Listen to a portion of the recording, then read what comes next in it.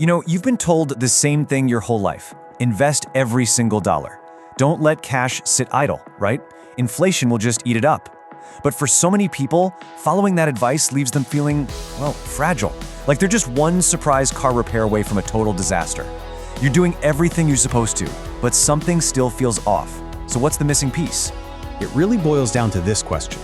The answer is what separates the people who actually get richer during a market crash from those who get completely wiped out. You see, the wealthy aren't playing the same game you've been taught. They use cash in a way that most people would never even dream of. And this is where it gets really interesting, right? There's this massive contradiction. The entire financial world is shouting, be fully invested, cash is trash. But then, you look at what the most successful investors on the planet actually do, and it's the total opposite. They keep huge piles of cash, just waiting. And believe me, that's not an accident. It's a very deliberate strategy. I mean, just look at this number. Over $150 billion. That's roughly the cash pile Warren Buffett's company, Berkshire Hathaway, keeps on hand. This isn't some rookie who forgot to click the buy button. This is arguably the greatest investor in history, holding a mountain of what he calls dry powder. The question is why? Because they get this. This is the fundamental mindset shift. You have to stop seeing cash as this passive, lazy asset that's just getting eaten away by inflation. It's time to start seeing it for what it really is in the right hands, a strategic weapon, loaded and ready to be fired when the time is perfect. So, okay, how do they actually use it? How does it work in the real world? Let's break down the 5 core strategies that the wealthy use to turn simple cash into a powerful tool for building fortunes, not just a safety net for rainy days. All right, strategy number 1 is all about a crucial mental flip. You've heard of an emergency fund, of course. That's purely defensive. It asks the question, what if something bad happens? But the wealthy, they build an opportunity fund. That's all offense. And it asks a much more exciting question. What if something amazing happens? What if the stock, or the real estate you've been dreaming about, suddenly goes on a massive once-in-a-decade sale? And this right here is a perfect example of when that question pays off big time. Think back to March of 2020. The world was in a panic, and the market was in an absolute free fall. Most people were just frozen, watching their accounts bleed red. But the people with cash, the ones with an opportunity fund, they were going shopping. They were buying incredible companies and amazing properties at huge discounts. That isn't luck. That is what happens when preparation meets panic. Now, the second strategy is so underrated. In pretty much any deal, there's always some level of uncertainty, right? Is the buyer's loan going to come through? Is the whole thing going to fall apart at the last second? Well, cash just erases all of that.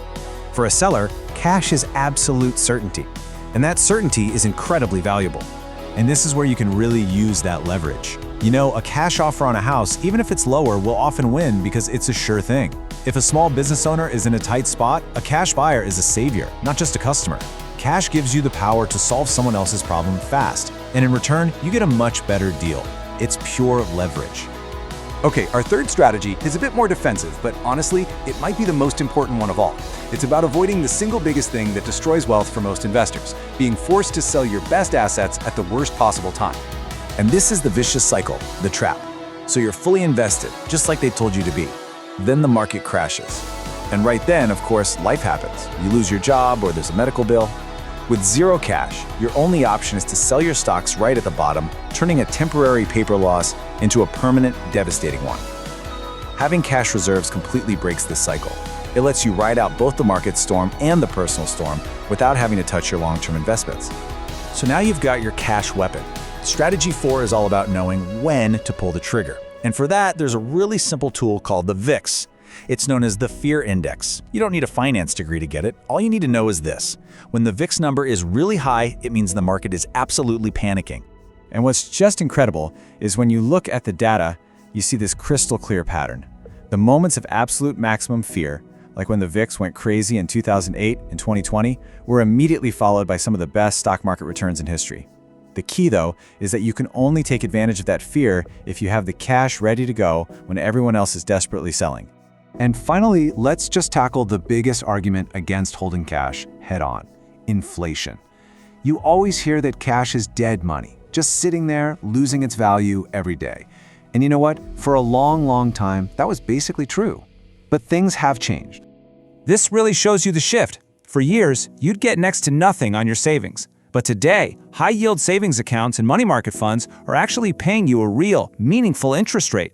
So your opportunity fund isn't just sitting there getting rusty. It's actually earning money while it waits, all while staying completely liquid and ready to deploy in a heartbeat.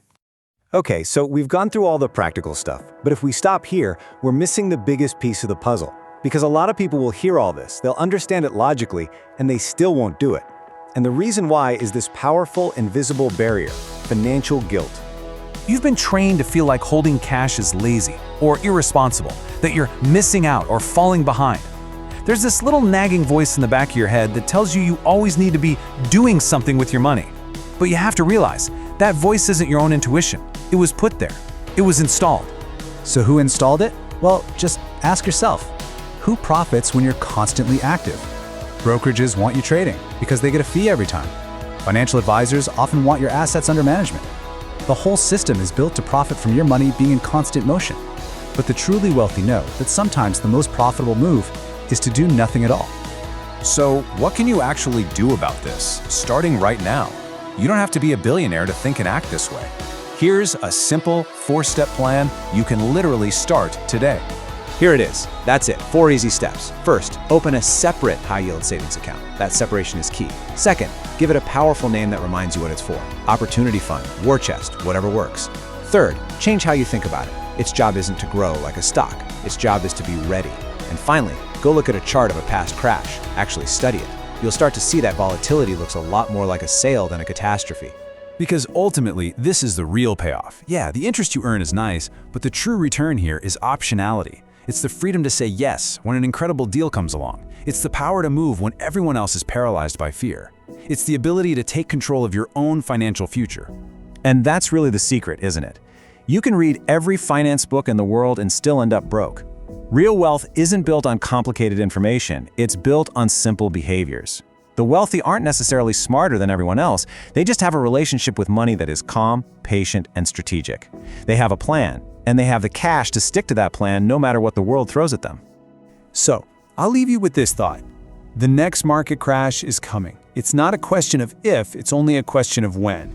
And the only thing that really matters is how you'll be positioned when it gets here. Will it be a catastrophe that wipes you out? Or will it be a sale where you're armed with cash and ready to seize the opportunity of a lifetime? The choice is yours, and it starts today.